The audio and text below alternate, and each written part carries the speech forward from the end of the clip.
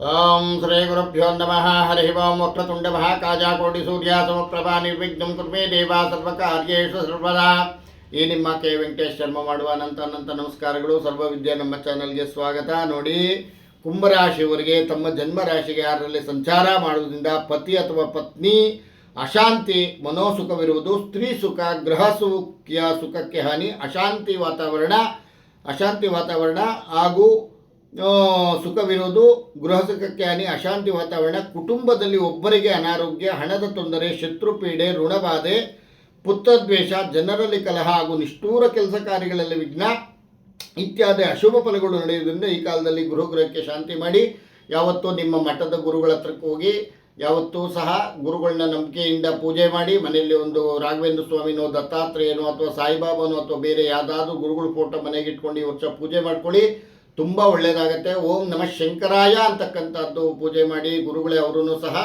ಇಲ್ಲ ಅಂತಂದರೆ ಓಂ ಧ್ರಾಂ ದತ್ತಾತ್ರೇಯನ ಅಂತ ಪೂಜೆ ಮಾಡಿ, ದತ್ತಾತ್ರೇಯನನ್ನ ನೆನೆಸ್ಕೊಳ್ಳಿ. ಓಂ ಧ್ರಾಂ ದತ್ತಾತ್ರೇಯನ ಅಂತ ಒಂದು ದಿವಸಕ್ಕೆ 1000 ಸತಿ 108 ಸತಿ ಜಪ ಮಾಡ್ಕೊಬನ್ನಿ.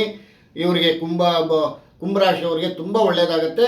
ಎಲ್ಲ ಒಳ್ಳೆಯದಾಗಲಿ. ಸರ್ವೇ ಜನ ಸುಖಿನೋ ಭವಂತು, ಸಮಸ್ತ ಸನ್ಮಂಗಳಾನಿ ಭವಂತು.